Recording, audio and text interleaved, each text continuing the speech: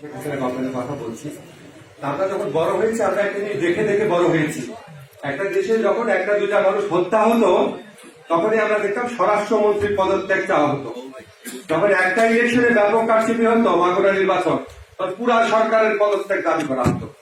আমরা দেখতাম পত্রিকায় এরশাদের দুর্নীতি সম্পর্কে যা ইচ্ছা লেখা যেত। আমরা দেখতাম পত্রিকায় তারেক রহমান কোকো সম্পর্কে যা ইচ্ছা তা লেখা যেত। আমরা দেখতাম প্রায় প্রত্যেক মাসে প্রত্যেক সপ্তাহে রাজপথে বিরোধী দলের আন্দোলন করা যেত, জনসভা হতো।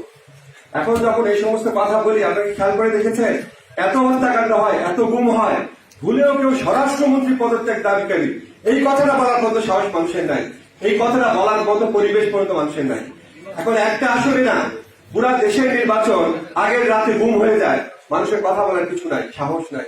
তো আমার কাছে শুধু মনে হয় আমি 5-6 বছর আগে একটা লেখা লিখেছিলাম প্রথম আলোতে যে গুম হয়ে যাচ্ছে গণতন্ত্র, তখন কেউ কেউ হেসেছিল। এখন আমার মনে হয় কি, গুম হয়ে যাচ্ছে বাংলাদেশ, গুম হয়ে যাচ্ছে রাষ্ট্র। এই রাষ্ট্রের সত্তা যেটা, এই রাষ্ট্রের অকৃত্রিম বৈশিষ্ট্য যেটা, এই রাষ্ট্রের মুক্তিযুদ্ধের চেতনা যেটা, সেগুলি সমস্ত কিছু যদি লুণ্ঠিত হয়ে যায় তাহলে রাষ্ট্র থাকে না।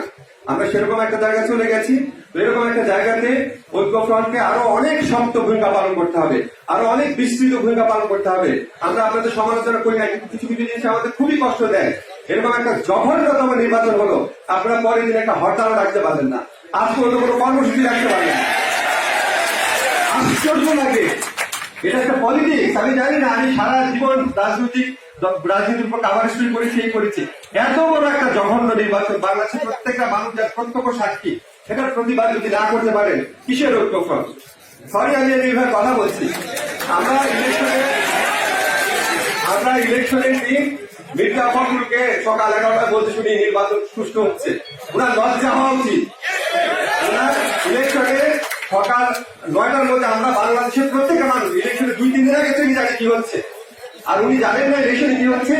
উনি এখানে থাকলে ভালো হতো, ওনাকে কথা বলবেন। আমি বলেছি ওনার লজ্জা হওয়া উচিত। এবং এরকম যদি জাতীয় ঐক্যফ্রন্ট হয়, এরকম যদি বিরোধী দল হয়, তাহলে বাংলাদেশের ভোটাধিকার আমরা ফিরে পাবো না। সরকারের অনেক দোষ আছে, অনেক দোষ। যত দোষ থাকবে, বিরোধী ঐক্যকে তত স্মার্ট, তত সুশক্ত, তত ব্যাপক হতে হবে। সেই দায়িত্ব পালন যদি না করতে পারে, আমাদের আসলে আশা করার কিছু নাই। সরি, আমি কথাগুলো বললাম, কিন্তু না বলে আর উপায় নাই। ধন্যবাদ সবাই।